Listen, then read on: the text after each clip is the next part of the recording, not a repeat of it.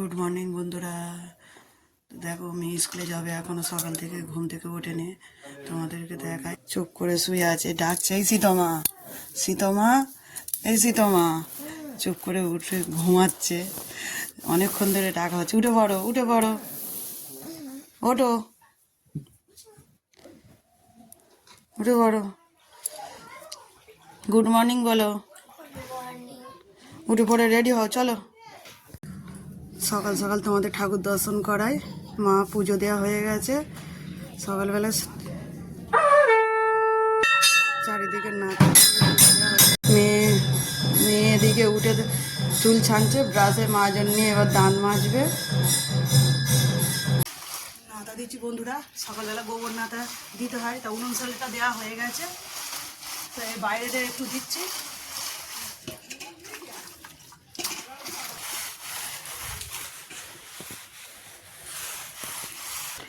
ছাইটা কাটা হয়ে গেছে, তো আমি এবার ফেলতে যাচ্ছি। ছাই ফেলে চলে এসেছি, তা থালা বাসন কটা ধুয়ে নিয়ে চলে আসবো। ঘাটে যাব, ঘাটে ধুতে যাব। মেয়েকে স্কুলে ডিম টোস্ট করে দিয়েছি আজকে টিফিনে, খেতে পছন্দ করে ডিম টোস্টও। এদিকে ওর বাবা রেডি করে দিচ্ছে মেয়েকে। মেয়েরা গাড়ি উঠে পড়েছে, অর্জুন আগাতে এসেছে, দিদিকে টাটা করতে এসেছে।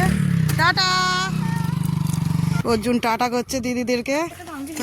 অনেক কাজ বাকি পড়ে আছে, সেগুলো করে নেবো, পরে কথা হবে বন্ধুরা। বন্ধুরা আমি এখন বাগানে চলে এসেছি মূলো শাক তুলবো বলে। তো মূলো শাকের সাথে আমি একটা কচি থেকে মূলোও তুলেছি, ভাজা শাক ভাজার সাথে মূলোও খাবো, মূলো ভাজা খাবো।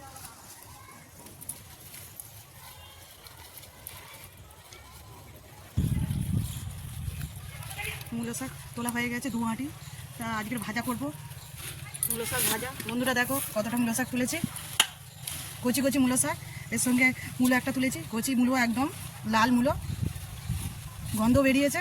তো চলো এবার তুলবো ধনিয়া পাতা, কচি কচি ধনিয়া পাতা তুলে নিয়ে যাবো। তোলা হয়ে গেছে বন্ধুরা, চলো। যাওয়ার পথে দু তরফা খড় নিয়ে চলে যাও, জাল দেবো। এটা আমাদেরই গাদা দেওয়া আছে, এই গাদাটাও আমাদের, গরু খায় এই খড়টা, সাদা খড়টা গরু খায়। আর একটা পুঁচো খড় দিয়ে সেই জন্য কালো হয়ে গেছে বলে এখন আমরা জাল দিয়ে নিচ্ছি।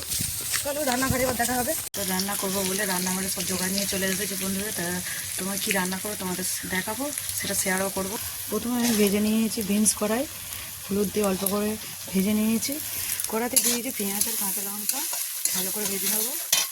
পেঁয়াজটা আমার ভালো করে ভাজা হয়ে গেছে, এবার দিয়ে দেবো কেটে রাখা শাক। শাকটা নুন দিয়ে চাপা দেবো, একটু শাক জল উঠবে। ঢাকনাটা খুলে আমি দেখবো, দেখো বন্ধুরা সব শাক কীভাবে জড়ে গেছে, সব কতটা কমে গেল।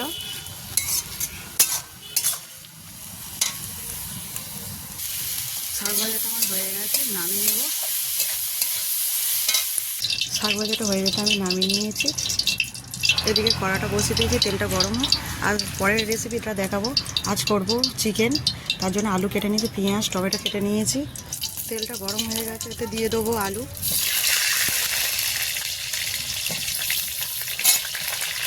আজ করবো শক্ত মাংস, করব শক্ত মুরগির মাংস, তো ম্যারিনেট করে আমি রেখে দিয়েছি আগে থেকে।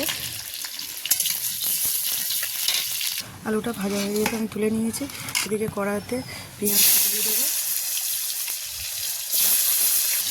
বেটে রাখা আদাটা দিয়ে দেবো। পেঁয়াজ আর রসুনটা ভালো করে ভাজা হয়ে গেছে, এতে দিয়ে দেবো ম্যারিনেট করা মাংস।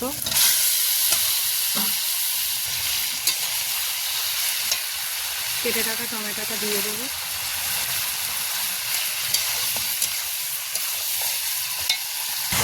আদাটা বেটে নেব। মাংসটা থেকে তেল ছেড়ে গেছে,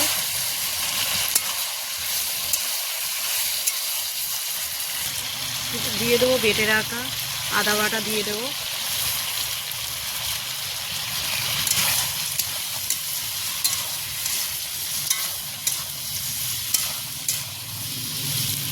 ভেজে রাখা আলুটাও দিয়ে দেবো, ভালো করে কষে নেব। লাল লাল মাংসটাকে আমরা আবার একটা নামে ডাকি, কালবাট মুরগির মাংস বলি। শক্ত মাংসও বলা হয়, আবার কালবাট মুরগির মাংসও বলা হয়। মাংসটাকে কষানো কমপ্লিট হয়ে গেছে বন্ধুরা। এবার দিয়ে দেবো কেটে রাখা ধনিয়া পাতা, ভালো করে কষে নেবো। তো লাল লাল কালবাট মুরগির মাংস কারা কারা খেতে চাও চলে এসো বন্ধুরা।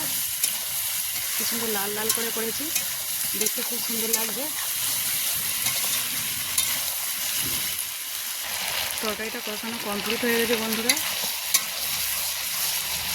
দিয়ে দেবো জল, তরকারিটা জল ঢেলে দিয়েছি, এবার চাপা দিয়ে দেবো। এদিকে ভাতটা আমার হয়ে গেছে, নামিয়ে নেব।